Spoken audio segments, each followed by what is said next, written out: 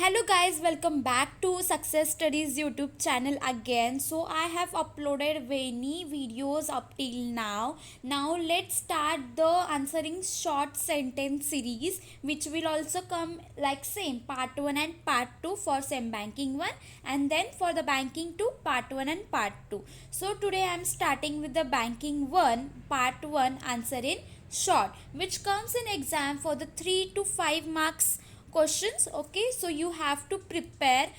So how many points I have, that I have wrote in the PDF, but if you have more points you can add up there.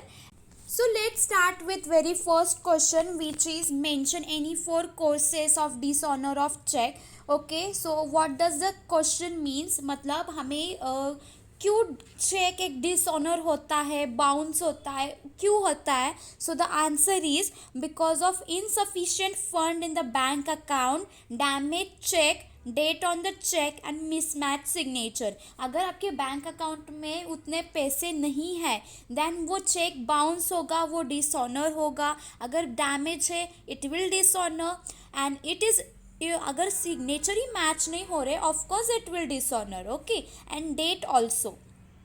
Next, state any two methods of quoting exchange rate. अभी quoting exchange rate के दो methods बताना है. So the first is direct quotation and second is indirect quotation.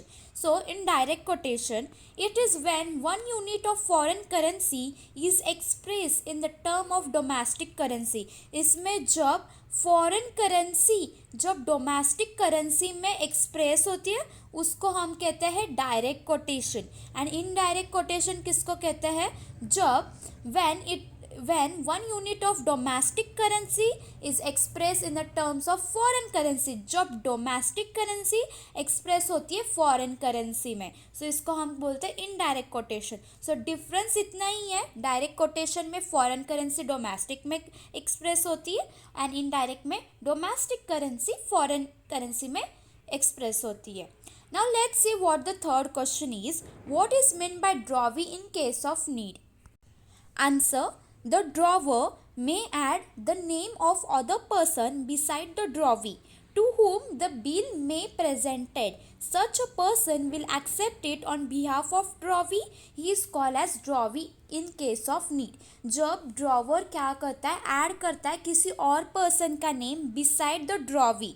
Okay, drawee का name किसी और person का name, to whom the bill may presented, such a person will accept it on behalf of drawee. जो person accept करता है bill behalf of drawee उसको हम कहते हैं drawee in case of need.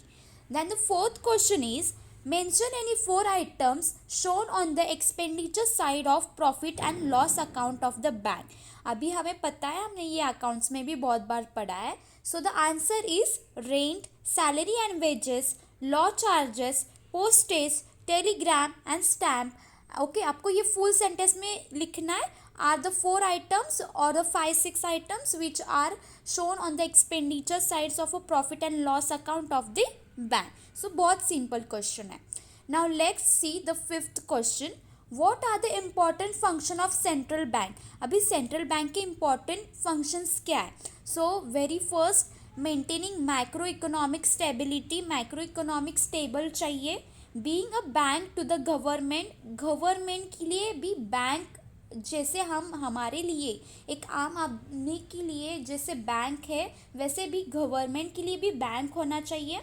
Supervise all the commercial bank, जो कुछ commercial bank होते हैं उन पे सुपरवाइज होना चाहिए.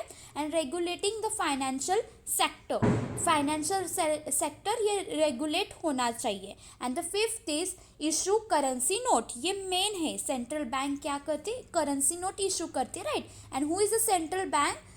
RBI, reserve bank of India is a central bank of India. Now let's see what is the sixth question. Which precautions are taken by the bank while making the payment of ordered check? अभी bank क्या precaution लेती है जब कोई भी check उनके पास आता है? So precaution regarding the date, precaution regarding the signature, precaution regarding the amount, precaution regarding the crossing and precaution regarding the mutilated cheque. Okay, so as a banker, अगर मैं बैंकर हूँ, अगर कोई कस्टमर मुझे चेक दे रहा है तो it's my responsibility to check उन्होंने डेट करेक्ट लिखी है, सिग्नेचर मैच हो रहे, अमाउंट है उसमें इन वर्ड्स एंड फिगर्स में सेम अमाउंट तो लिखी है, क्रॉसिंग है तो वो बेरर चेक है, एंड म्यूटिलेटेड चेक है क्या नहीं, ये सारे प्रिकॉशन एज अ बैंकर लेने पड़ते हैं। Okay, now what is a Usain bill? Answer: a USEN is a time fixed for the payment of a bill drawn in a one country and made payable in another country. USEN क्या होता है? Fix time होता है, time fix होता है payment के लिए, जो और कहाँ पे ड्रॉ होता है? एक कंट्री से अनदर कंट्री के लिए। मतलब अगर इंडिया से मुझे वो पेमेंट करना है अफ्रीका में, so it is drawn in India and it is made payable in Africa. Okay, और उसेन किसे कहते हैं? जब एक टाइम फिक्स होता है पेमेंट के लिए, हम उसे कहते हैं Usain bill. And it depend upon the commercial custom of the countries, varies in different countries. So these are the 2 points of the Usain bill. Eighth question: what is a material alliteration of a check? Answer: any kind of material alliteration in the check can be done only by the drawer. मतलब कुछ भी अगर material alliteration करना होता है check में, सो सिर्फ वो ड्रॉवर ही कर सकता है। Second, the alliteration may be related to the date, the amount of a name of the payee or the nature of the payment. Alliteration किसके related हो सकता है? Date, amount और name of the payee और the nature of the payment, जो भी type का nature है पेमेंट का। And third is each alteration must be confirm by the drawer signature. हर एक एलिट्रेशन वो कंफर्म होना ही चाहिए ड्रॉवर के सिग्नेचर के साथ। Ninth one: what do you mean by postshipment finance और packing finance? So the answer: finance granted by the bank to the exporter after the shipment of the goods. वो एक finance होता है, means a loan which is granted, किसको हम grant करते हैं? Exporter को, बाय द बैंक। बैंक जो प्रोवाइड करती है एक्सपोर्टर को loan.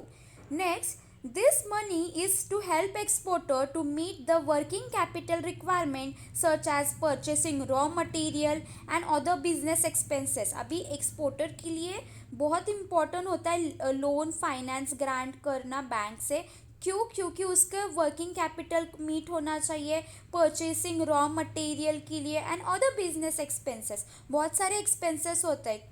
It is also call as a packing credit. इसको हम पैकिंग क्रेडिट भी कह सकते हैं और पोस्ट शिपमेंट फाइनेंस भी कह सकते हैं। एग्जाम में आ सकता है what do you mean bye packing finance, okay, या आ सकता है पोस्ट शिपमेंट फाइनेंस। सो आपको याद रखना है दोनों भी एक ही है।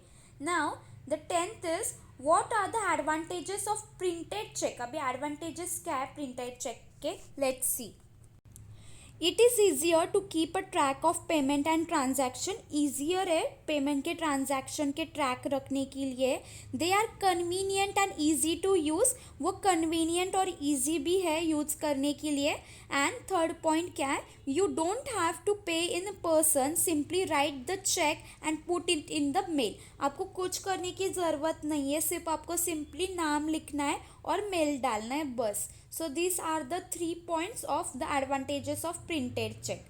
Now 11th, what are the principal parties of bill of exchange? Now you have to write the in full. So the principal parties of bill of exchange are, मैंने ये point नहीं लिखा है, मैंने सिर्फ points लिखे हैं, so आपको वैसे लिखना है।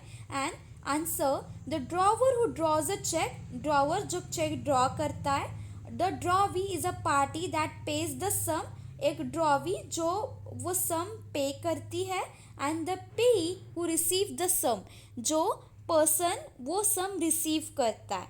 The 12th, define promissory note. अभी प्रोमिसरी नोट क्या होता है? So answer: a promissory note is an instrument in return containing N unconditional promise. एक प्रॉमिसरी नोट एक इंस्ट्रूमेंट होता है रिटर्न में जो एक अनकंडीशनल प्रॉमिस अंडरटेक करता है। साइंडेड बाय द मेकर, कौन साइन करता है? मेकर साइन करता है। टू पे सर्टन पर्सन और to the bearer of the instrument, pay करने के लिए एक सर्टन पर्सन को और a bearer of the instrument. So promissory note एक इंस्ट्रूमेंट है जो अनकंडीशनल प्रॉमिस अंडरटेक करता है और साइन करता है by the maker. So these are 12 question of the banking one answering short question.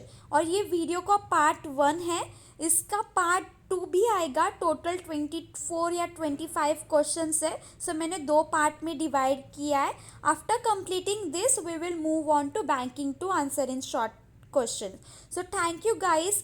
अगर आपको वीडियो अच्छी लगी so like share and subscribe with your friends, also share the channel with your friends.